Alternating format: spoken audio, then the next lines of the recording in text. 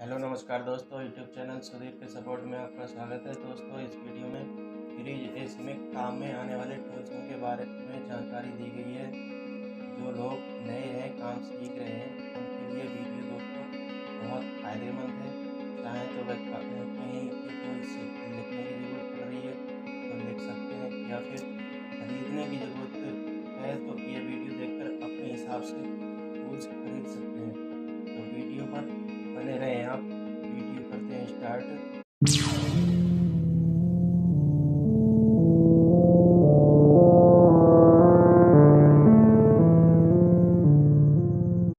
सबसे पहले है दोस्तों स्क्रू ड्राइवर, जिसे पेचकस कहते हैं।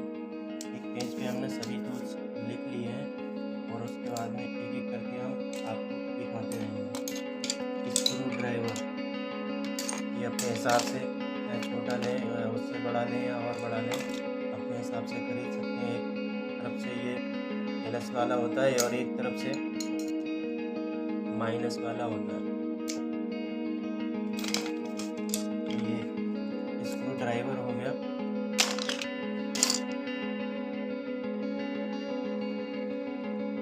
दूसरा है कॉम्बिनेशन प्लायर। इसका नाम है दोस्तों कॉम्बिनेशन प्लायर। नाम तो एक है और काम ये कई करता है।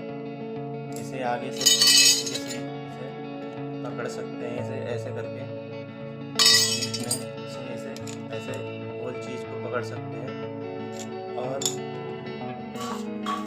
सबसे पीछे से ये काटने का काम करता है।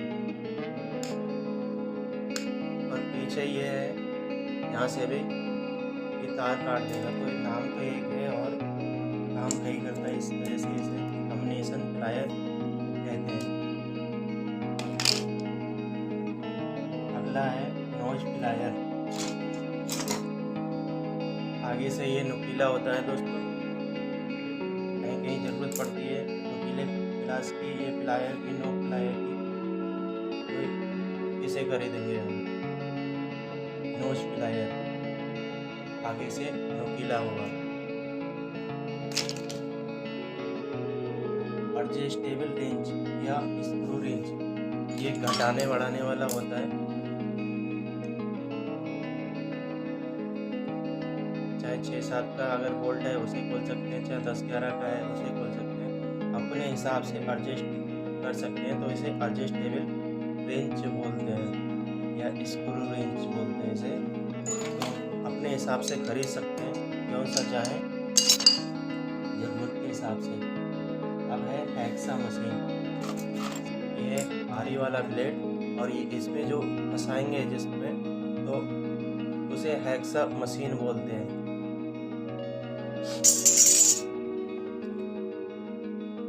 हैमर, हैमर यानी कि हथौड़ा। हथौड़ा भी हमारे पास होना ज़रूरी है। और ट्यूब कटर, ये दोस्तों ट्यूब कटर बोलते हैं इसे। जो हमारे फ्रिज इसमें कॉपर के जो पाइप होते हैं, उसे काटने के लिए जो चीज़ इस्तेमाल में ली जाती है उसे पाइप या ट्यूब कटर बोलते हैं। ये आगे से इस तरीके से एक चूड़ी एक चक्कर पे घुमाने पर एक चूड़ी कस देंगे और ये आसानी से कट जाता है।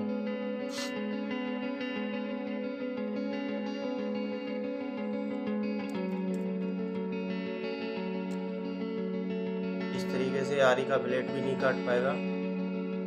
बहुत सबक काट दिया इसने, देखो, इसलिए इसे रखना पड़ेगा। ट्यूब कटर, ट्यूब कटर हो गया। फाइल, ये रही आपकी फाइल। सभी लोग जानते हैं, ज़्यादातर इसे रेती होती है, जैसे किताबी भाषा में फाइल या मैकेनिक भाषा में फाइल ही बोलेंगे। तो फाइल हो गई। फिलेरिंग टूल, ये दो टूल मिलकर फिलेरिंग टूल बोलते हैं इसे। काम क्या होता है इसका, ये ये आगे से जो देख रहे हैं आप, ये इसी का काम है। ये आगे से कॉलर जैसा बना दिया है और ये नट फंसा के और ऊपर से कॉलर जैसा बना दिया है। तो ये फ्लेयरिंग टूल का ही काम है। ठीक है, से दोनों साइड से थोड़ा थोड़ा घुमाएंगे और ये नंबर दिए हुए हैं। अगर ये मान लो 1/4 का क्वार्टर का है तो इसमें नंबर ही है 1/4 का है, तो इस खांचे में हम फंसा देंगे और इसे ऐसे कस देंगे, थोड़ा थोड़ा कस देंगे और इसे ऊपर से लगा देंगे।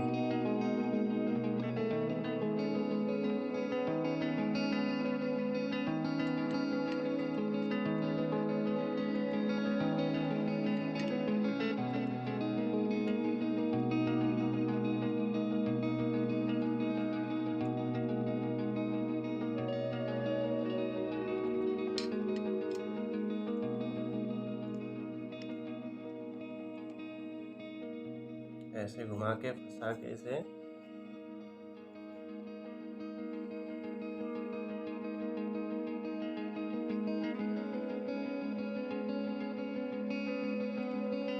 आगे से पूरा फैल जाता है, कॉलर जैसा बन जाता है ये।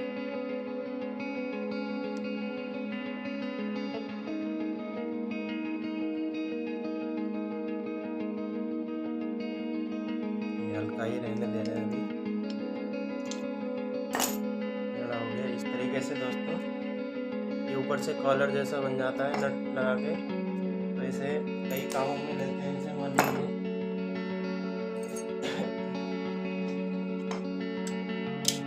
लाइन पंच करी हुई है, इस तरीके की दबी हुई है, जैसे कंप्रेसर पे चार्ज लाइन पंचिंग करी हुई होती है और हमें ज़रूरत पड़ रही है। इसी में हम अलग से पाइप का टुकड़ा लगा के हमें गैस चेक करनी है। तो इस टूल्स के सहायता से, फ्लेयरिंग टूल्स की सहायता से हम इसे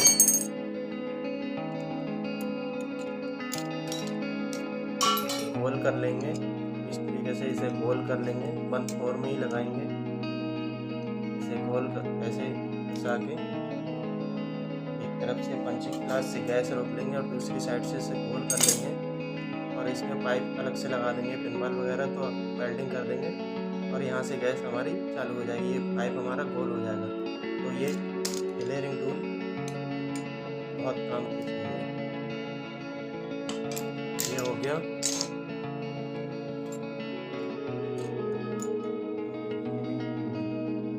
सूजिंग टूल की दोस्तों बहुत ही कम जरूरत पड़ती है, लेकिन होना चाहिए अपने पास में।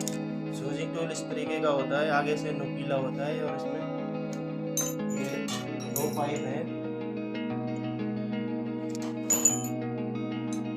इस तरीके से एक ही मोटाई के 2 पाइप हैं और सूजिंग इसे मोटा कर देता है एक साइड से और उसमें एक दूसरे के अंदर पाइप आ जाता है सूजिंग करके। दोस्तों ये अलग अलग टूल्स नहीं है, नंबर की सूजिंग टूल होते हैं, तो अपनी ज़रूरत के हिसाब से सूजिंग टूल खरीद सकते हैं।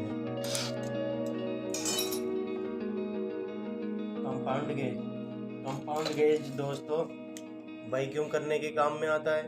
वैक्यूम में ये माइनस में चली जाती है और गैस चार्ज करने के काम में आता है ये compound gauge.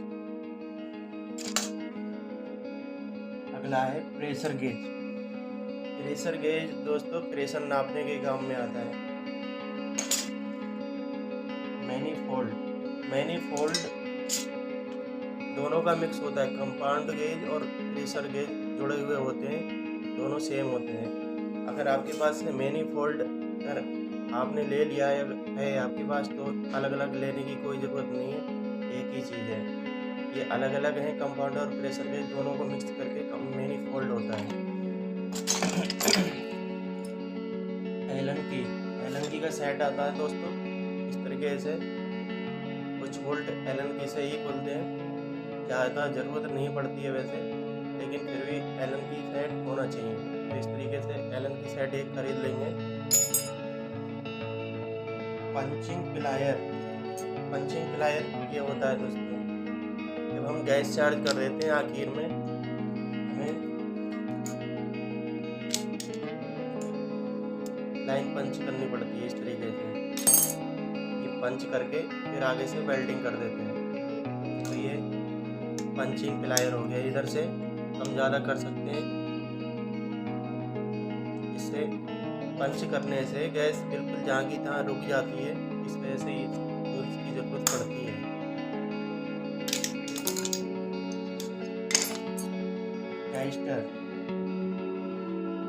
Tester current check करने के लिए, कहीं बॉडी अर्थ तो नहीं है या कोई चीज़ करंट चेक करने के लिए इसकी टेस्टर की हमें ज़रूरत पड़ेगी। तो टेस्टर भी खरीदना है हमें। कंटिन्यूटी टेस्टर एक तार से लाइट जलती है दोस्तों, उसमें अगर हम लाइट एक तार से दूसरे तार में देखना चाह रहे हैं इसमें कि सही है या ख़राब है, तो इस तरीके जो तारे होंगे उसमें ऐसे चेक कर लेंगे, इस तरीके से चेक कर लेंगे। एक ही तार को चेक कर रहे हैं, और उसमें यहाँ पे बल्ब जैसा जल जाता है उसमें, तो इसे कंटिन्यूटी टेस्टर बोलते हैं।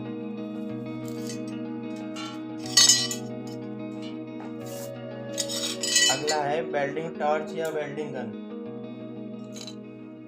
ये होती है दोस्तों वेल्डिंग टॉर्च, ऊपर से खोलने का बंद करने का है, और ये इस तरीके से सिलेंडर में लगा लेते हैं। इसमें खांचा होता है सिलेंडर में, और ये ऐसे कस जाता है, इससे वेल्डिंग के काम में आती है। वेल्डिंग टॉर्च के बाद में क्लैम मीटर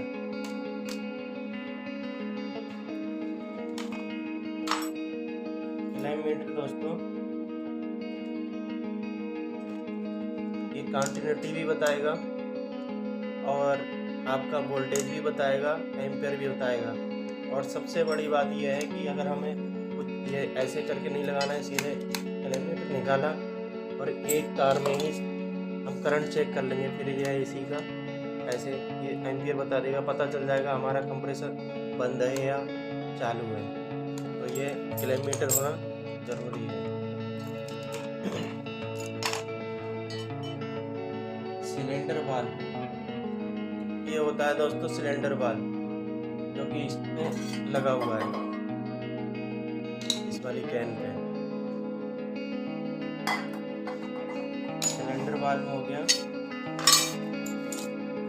रेंचेट रिंच, इसमें दोस्तों कई खाने होते हैं, करीब 12 खाने का होता है ये, कई छोटे बड़े खाने होते हैं, तो ये रेंचेट रिंच बोलते हैं इसे। ये एलपी सिलेंडर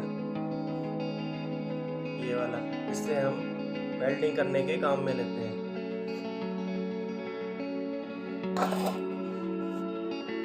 इस पे हम टॉर्च लगा देंगे,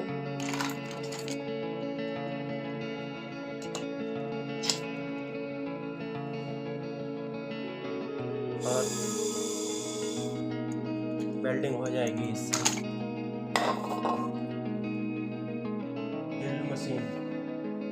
ड्रिल मशीन दोस्तों अपने हिसाब से खरीद लें, चाहे लाइट वाली खरीदें, हाथ वाली तो नहीं चल रही है, लाइट वाली ज़्यादातर चल रही है।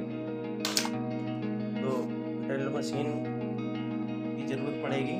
और उसके बाद में एयर ब्लोअर हवा फेंकता है ये, जैसे फ्रिज, जो भी फ्रिज के कंडेंसर होते हैं या एसी का जो कंडेंसर होता है आउटपुट का, उसमें सर्विस करने के काम में आता है। धूल जो जमा इकट्ठी हो जाती है तो उसमें ब्लोअर की ज़रूरत पड़ती है।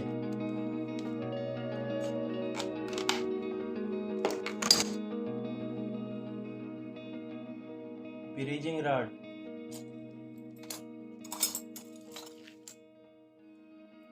दोस्तों यह है ब्रीजिंग रॉड, जो हम कॉपर के पाइप में वेल्डिंग के काम में लेते हैं इसे। यूनियन,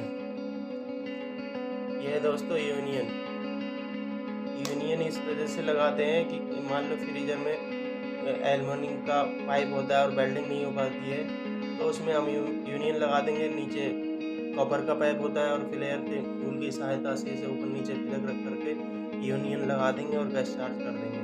यूनियन का बहुत बड़ा काम है इसे इमरजेंसी में, जैसे लीक हो गई या टूट गया पाइप तो एल्युमिनियम पे एकदम टाँगा नहीं लग पाता है, उसे यूनियन लगाकर काम चला देंगे।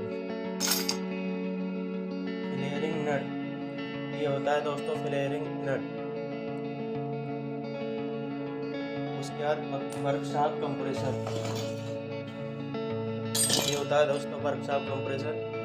वर्कशॉप कंप्रेसर एसी फ्रिज का निकला हुआ कंप्रेसर होता है, जो फ्रिज एसी में लगने लायक नहीं होता है, उसे हम अपने काम में वर्कशॉप कंप्रेसर बोलते हैं।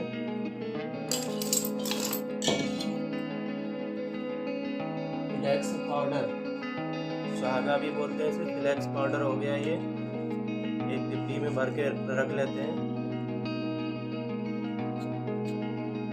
ऐसे जो इलेक्ट्रॉनिक के काम में काइया से आयरन से टाँका लगाते हैं सोल्डर वायर से, और पेस्ट लगाते हैं ठीक उसी तरीके से जैसे हम फ्रिज के जो लोहे के कंडेंसर होते हैं या सिंगल डोर फ्रिज के कंडेंसर होते हैं लोहे के, तो उसमें कॉपर से कॉपर का पाइप तो बगैर फ्लेक्स के जुड़ जाता है, लेकिन जो लोहे का कंडेंसर होता है और कॉपर के पाइप होते हैं बगैर फ्लेक्स के नहीं जुड़ पाते, तो उसमें जरूरत फ्लेक्स की पड़ती है।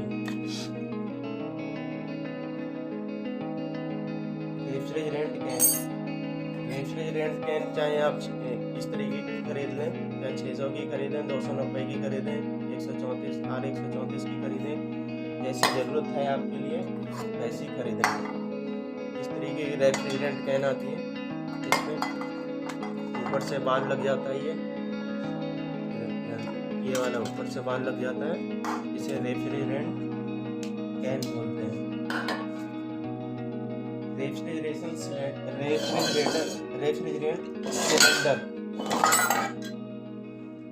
रेफ्रिजरेंट सिलेंडर ये होता है दोस्तों,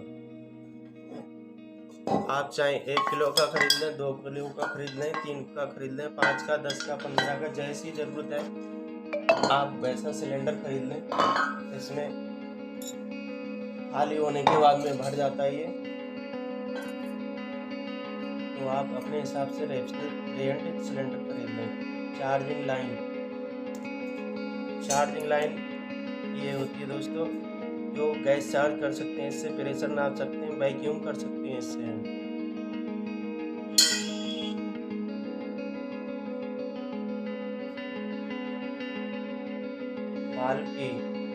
बाल्की दोस्तों ये होती है जो हमारे सिलेंडर खोलने के काम में आती है, सिलेंडर बाल इस तरीके से, इससे हम आराम से सिलेंडर खोल सकते हैं ऐसे करके।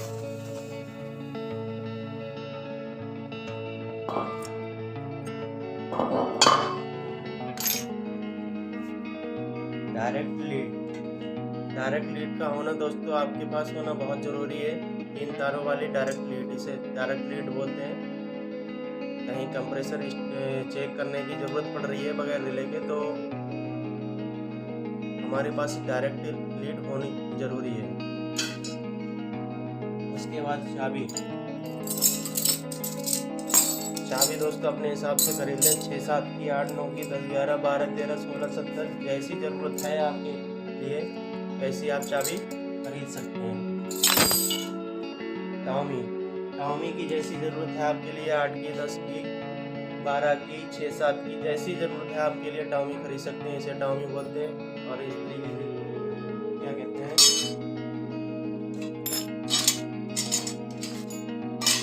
तो आप अपने हिसाब से टाओमी खरीद सकते हैं।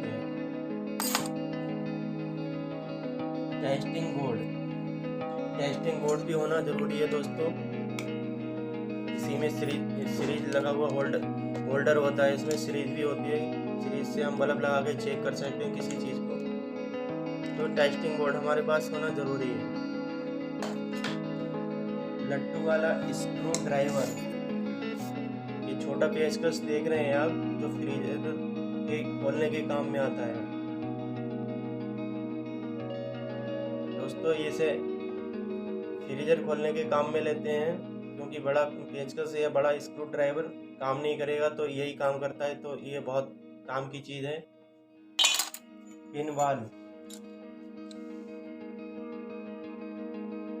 यह है पिन बाल दोस्तों। जैसे मोटरसाइकिल का जो होता है टायर में जो छुंची होती है, ठीक उसी तरीके से ये पिन लगी हुई है। ये आगे से खुल भी जाता है, तो इसे पिन बाल बोलते हैं।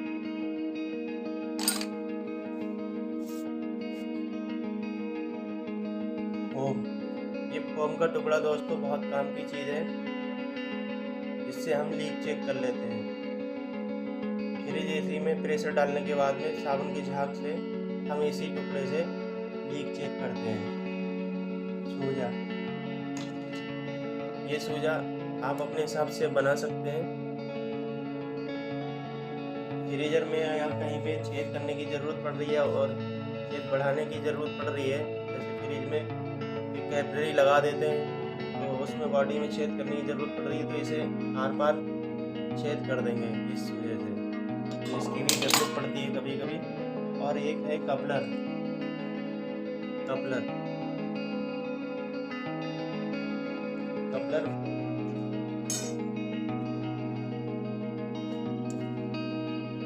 कंप्रेसर के पाइप में या और कहीं भी हम लगा सकते हैं। सीधे सीधे पाइप यहाँ से काट के सीधे हम बगैर वेल्डिंग के कपलर को लगाकर प्रेशर चेक कर सकते हैं या गैस से चेक कर सकते हैं। ये कपलर भी बहुत काम की चीज़ है। पाइप बेंडर दोस्तों कई मिल के आते हैं, क्वार्टर का 300 वाला का है, तो उसे अपने हिसाब से खरीद सकते हैं। पाइप जैसे इसे हाथ से मोड़ेंगे तो ये पिचक जा सकता है, और पाइप बेंडर से मोड़ेंगे तो ज्यों का त्यों मुड़ जाएगा। इस तरीके से पाइप बेंडर से मुड़ेगा और पिचकेगा नहीं बिल्कुल, उसे पाइप बेंडर बोलते हैं। कैंची, हल्की चादर काटने के लिए इस तरह की आप कैंची भी ले सकते हैं। इससे हमें हल्की चादर काटने की ज़रूरत पड़ जाती है कभी कभी। कहीं फ्रिज या इसी का कोई टुकड़ा कहीं से डैमेज है तो उस पर हम थोड़ा सा टुकड़ा काट कर उसमें लगा सकते हैं। उसके बाद में रेगमाल का ये टुकड़ा देख रहे हैं दोस्तों, जो कंडेंसर के जो लोहे के पाइप होते हैं उसे घिसने की ज़रूरत पड़ती है। जो घिसने के बाद में वेल्डिंग सही हो जाती तो है, उससे फाइल से, रेती से या रेगमाल से बढ़िया करके घिस के तो उस पर वेल्डिंग करते हैं, तो रेगमाल भी होना ज़रूरी है। बिलोवर की इसे दोस्तों बिलोवर की बोलते हैं। इस तरीके की बिलोवर की होगी। बिलोवर की जैसे जो मिठाई वाले काउंटर होते हैं उनकी जो मोटर होती है तो बिलोवर की से खुलती है, या एसी की जो मोटर होती है तो बिलोवर की से ही खुलती है, तो बिलोवर की भी होना हमारे पास में ज़रूरी है। औना आप अपने हिसाब से, जैसी ज़रूरत पड़ रही है तो आप अपने हिसाब से खरीद सकते हैं। पेंट वाला ब्रश, एसी के या फिर फ्रिज के जो कंडेंसर होते हैं उनमें जो धूल जम जाती है कंडेंसर पे, तो ब्रश से साफ करने की ज़रूरत पड़ती है, तो एक ब्रश छोटा सा हमारे पास होना ज़रूरी है। इंसुलेटर, ये इस तरीके से इसके तार छील सकते हैं और इसे काट भी सकते हैं। इसे बोलते हैं इंसुलेटर हो गया। लोहे की चादर का टुकड़ा, इसका भी बहुत बड़ा काम है, क्योंकि पाइप पे अगर वेल्डिंग कर रहे हैं, कॉपर के पाइप पे वेल्डिंग कर रहे हैं और सामने से लगा देंगे उसके पीछे से, तो बॉडी जलने का डर नहीं रहता है। और दूसरी चीज़, पाइप हमारा गर्म होकर जल्दी वेल्डिंग हो जाता है। छेनी, अपने हिसाब से छेने की भी ज़रूरत पड़ती है तो अपने हिसाब से छोटी बड़ी छेनी खरीद सकते हैं। पंचिंग टूल दोस्तों, पंचिंग टूल की ज़रूरत अब नहीं पड़ती है। वैसे पहले मान लो पंचिंग प्लास है हमारे पास है और पंचिंग प्लास हमारा ख़राब हो गया और गैस चार्ज कर दी हमने, तो पंचिंग टूल खराब रोक नहीं रहा गैस के लिए, तो खराबी आती है। यह है पंचिंग प्लायर और यह है पंचिंग टूल। इसमें अगर बाई चांस खराबी आ जाती है तो एडवांस में अगर हमारे पास ये पंचिंग टूल है तो इसे आसानी से कस के बढ़िया करके, और गैस वहीं की वहीं जहाँ की तहाँ रुक जाएगी, और उस पर हम वेल्डिंग कर देंगे। तो इसे पंचिंग टूल कहते हैं। दोस्तों पूरी कोशिश करेगी ये टूल्स बताने की। कोई भी टूल्स अगर रह गया है तो आप कमेंट कर ज़रूर बताएं। दोस्तों अगर हमारी वीडियो आप लोगों को अच्छी लगी हो तो लाइक करें, शेयर करें, कमेंट करें। जय हिंद दोस्तों।